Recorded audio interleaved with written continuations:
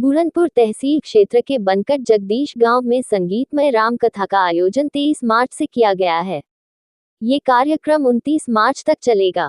कार्यक्रम के आयोजक विनीत रंजन ने बताया कि लगातार 6 वर्षों से हमारे ग्राम पंचायत में सभी लोगों के सहयोग से रामकथा का आयोजन किया जाता है। इस बार की कथा 23 मार्च से 29 मार्च तक शाम 6 बजे से रात 10 बजे तक चलेगी। कथावाचक कौशिक जी महाराज द्वारा रामकथा का वाचन किया जाएगा। वहीं इस संबंध में स्थानीय पूर्व प्रधान पप्पू दुबे ने क्षेत्र के सभी श्रद्धालुओं से अपील किया है कि रामकथा में हिस्सा लेकर पुण्य के भागी बने। कार्यक्रम के मुख्य यजमान शिव बालक श्रीवास्तव ने सभी भक्तों से अपील किया कि समय से पहुंचकर सभी लोग रामकथा का रसपान करें और अपने जीवन को धन्य बनाएं। बाइट आयोजक विनीत कुमार रंजन। विनीत रंजन, बनकट जगदीश का निवासी हूँ। कब से आपका जो रामकथा है, कब से आयोजन होना है? ये रामकथा का आयोजन जो है 23 मार्च 2025 दिन रविवार से शुरू होकर के 29 मार्च शनिवार तक चलेगा। भंडारा कब रहेगा? भंडारा 29 मार्च कथा उस दिन कथा विश्राम भी रहेगा और उसी कथा विश्राम के बाद 9:30 बजे के बाद तुरंत भंडारा प्रारंभ हो जाएगा। और अच्छा, ये कितने दिनों से लगभग चल रही कथा? ये कथा लगभग 2019 से चल रही है।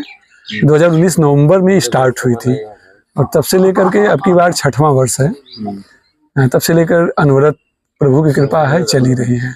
अच्छा, ये राम कथा कराने के पीछे का उद्देश्य क्या है? आखिर क्यों आयोजित आप लोग कराते हैं ये कथा? राम कथा देखिए, बिना प्रभु के कोई कार्य होना असंभव है और विश्वास, दृढ़ विश्वास ही बड़ी चीज है।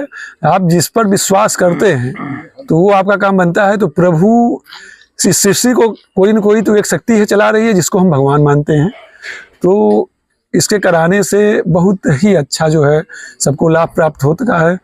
बिगड़े कार्य जो है बनते हैं, पूर्व जन्मों का जो आपका प्रारब्ध होता है वो कहीं न कहीं जो पाप पूरे होता है वो कहीं न कहीं कटता है, उसमें कम होता है। तो ये सारी चीजें हैं। अच्छा, लोगों का कैसा सहयोग रहता है? पूरे गांव के काफी लोग आते जाते हैं, तो इसमें लोगों का कैसा सहयोग रहता है? बहुत अच्छा सहयोग रहता है। चूंकि ये अकेले की चीज नहीं है, ये तो प्रभु की कृपा है कि मतलब उन्होंने मुझे माध्यम बनाया है। बाकी अगर मेरे पूरे गांव का और लोगों का सहयोग नहीं होता तो ये कथा चलाना जो है संभव नहीं था। तो ये मैं जरूर कहूँगा कि प्रभु की ये कृपा है कि मुझे माध्यम बनाए। क्योंकि मैं जो हमारे यहाँ बुजुर्ग लोग हैं वो कहते हैं कि हम लोगों के होश में कभी जो है बहुत पहले गुरुजी कहा करते थे, उसके बाद बीच में नहीं हुआ करता था कथा। तो ये बहुत बड़ी चीज़ है जो आप करवा रहे हैं। तो हमने कहा कि ये तो बहुत बड़ी चीज़ है कि प्रभु ने इतने दिनों बाद हमको माध्यम बनाया। तो ये प्रभु की कृपा है, क्योंकि माध्यम चुनना उनका काम है और वो किसको। इतनी लंबी कथा, जैसे आप 6 साल की तपस्या, मतलब एक तरह से तपस्या की, एक तरह से माना जाए आपको नया जीवन मिला।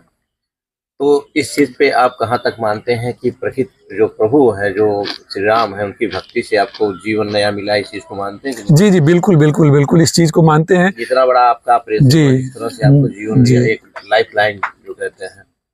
तो इसमें इतने मतलब एक साधारण परिवार से है, इस संपन्न मध्यम वर्ग परिवार से है, इतना बड़ा ऑपरेशन का खर्चा उठा पाना और सारी चीजें कहीं न कहीं उस हरि की कृपा ही बिल्कुल उस योग बनाई और लोगों ने मदद किया, चाहे जैसे भी जी चाहे सारी चीजें आपके जीवन में उतरी। और आज 15 दिन के ऑपरेशन के बाद फिर आप उसी कथा के लिए आप तत्पर जी। ये क्या है आपका? जैसे नहीं, लगन प्रभु की कृपा बहुत बड़ी है। और चूंकि जब मैं अस्वस्थ हुआ, मेरा जो ऑपरेशन चला, पहला ऑपरेशन हुआ वो लगभग करीब 9 घंटे का ऑपरेशन था। तो 9 घंटे के ऑपरेशन में डॉक्टर भी नहीं कह सकते थे कि क्या आगे स्थिति होगी। जब बाद में हम आईसीयू में गए तो वो कहे कि भाई 5 दिन तक हम लोग कुछ बोल नहीं सकते हैं। हालांकि गारंटी उन लोगों ने लिया था, लेकिन जब आईसीयू में गए उस समय स्थिति बिगड़ी तो उन्होंने कहा 5 दिन तक मैं कुछ नहीं बोल सकता।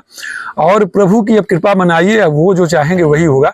तो जरूर कहीं न कहीं प्रभु की कृपा थी। चूंकि मैं पीजीआई लखनऊ में 2.5-3 साल से इलाज करवा रहा था, जब से मुझे इस रोग की जानकारी हुई, टांडा पीजीआई के बाद लखनऊ पीजीआई, उसके बाद से जब वहाँ बजट बताया गया कि लगभग 10 लाख से ऊपर का बजट, 10 से 15 के बीच का बजट बताया गया, तो हम मन ही मन हैरान हुए। हमारा परिवार सोचने लगा कि इतनी रुपए की व्यवस्था होगी कहाँ से। वहाँ के डॉक्टर लोगों ने बताया सांसद निधि, विधायक निधि, ये हुआ कि कैसे क्या किया जाए।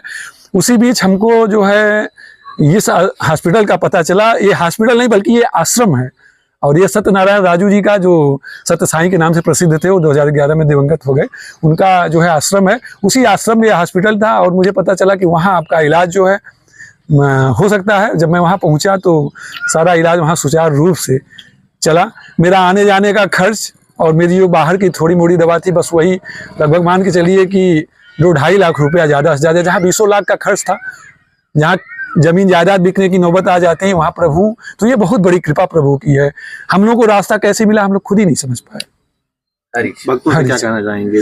हाँ, भक्तों से यही कहना चाहेंगे कि आप लोग जैसे प्रति वर्ष आते हैं 5 वर्षों से, आप छठे वर्ष भी उसी लगन से आइए और प्रभु पे विश्वास रखिए, आस्था रखिए। अगर आप प्रभु पे विश्वास आस्था रखते हैं तो आपका कोई भी कार्य रुकने वाला नहीं है। वो किसी न किसी रूप में किसी न किसी को जरूर भेज करके उसको करवाएंगे। और ये विश्वास लेकिन होना चाहिए। जब तक विश्वास नहीं होगा हमारा कोई काम सफल नहीं होगा। ठीक है, बोलिए अपना। मैं पप्पू दुबे, नाम हमारा हरिहर दत्त दुबे है, पप्पू दुबे के लोग नाम से जानते हैं। मैं बनकर जेबीस ग्राम पंचायत का पूर्व प्रधान हूँ। अच्छा, इस बार जो राम कथा आयोजित हो रही कब से है? यह 23 मार्च से प्रारंभ होकर के 29 मार्च को भंडारा है। इस कथा को लेकर आप भी इस बार संकल्पित थे, क्योंकि पहले से आपके गांव में चल रही पिछले 5-6 सालों से, विगत 6-7 सालों विगत लगभग मुझे है कि ये 6वां वर्ष होगा। और इंटरेस्ट तो शुरू से ही था, और लेकिन इसके आयोजक, करता धरता, क्रियान्वयन करना, जो भी कुछ कहूँ, ये हमारे छोटे भाई विनीत रंजन दुबे जी जो हैं, इन्हीं के माध्यम से सब होता है। हम लोग तो एक सहयोगी मात्र हैं। और जैसे आप लोग अगर हैं तो इनका सहयोग करिए। अब सहयोग यथास्थित कोई मतलब किसी प्रकार का यहाँ जब से मैं देख रहा हूँ आरंभ हुआ है आयोजन राम कथा का, कभी किसी पे इन्होंने या किसी ने ऐसा कोई प्रतिबंध नहीं किया कि आपको क्या करना क्या नहीं करना है। हर इच्छा, हर शक्ति जो यथासंभव हो रहा है वो लोग दे रहे हैं। आपका नाम भी हरिहर दत्त? मेरा नाम हरिहर दत्त। गांव के लोग पप्पू दुबे। में आपकी क्या सहभागिता है? हरि कथा या राम कथा जो भी हो, यथाशक्ति, हर संभव हम पूरा तन से, मन से, धन से, समय से, जो भी हो सकेगा इसमें हम बढ़ चढ़ के हिस्सा लेंगे। और कुछ कहना चाहते हैं? कथा से क्या फायदा है? इस कथा से तो मुझे जो लगता है कि व्यस्त जीवन चर्या में लोग प्रभु के लिए समय नहीं निकाल पाते हैं, जबकि वास्तविक जीवन में सर्वोपरि प्रभु का स्मरण ही, ये जीवन उन्हीं का दिया है, उन्हीं की बदौलत चलता है। तो ये राम कथा का होना यह हमारे गांव सभा के लिए बहुत पुनीत कार्य है और बड़े सौभाग्य की बात है। और इसको भाई विनीत जी के मन में उत्पन्न हुआ और इन्होंने प्रारंभ किया। प्रभु की इच्छा, इनकी दृढ़ इच्छा, कारवां बढ़ता गया। और बीच में ये संकट में थे तो लगा कि हो सकता है इस बार ना हो पावे। सब लोग चिंतित थे, सहयोग कर सकते हैं लेकिन नेतृत्व के अभाव में तमाम चीज़ें कभी कभी अटक जाती हैं। लेकिन प्रभु की कृपा की ये अस्वस्थ होते हुए भी दृढ़ संकल्प ही इनका था कि जो पुनः अवसर प्राप्त कर रहा है। और मैं यही कहूँगा कि इस कथा में अगल बगल के जितने गांव के भी लोग हैं आते हैं, वो पुनः आवें और कथा का श्रवण करें, आनंद लें और जीवन को अपने धन्य बनावें। और पुनः मैं आए हुए आप सभी पत्रकार बंधुओं का, मित्रों का, साथियों का और भाई विनीत जी, जिनके मैं सीधे सीधे कहता हूँ कि इनके ही अगुवाई में, नेतृत्व में ये जो हो रहा है यह स्मरणीय चीज़ है, बहुत प्रशंसनीय चीज़ है।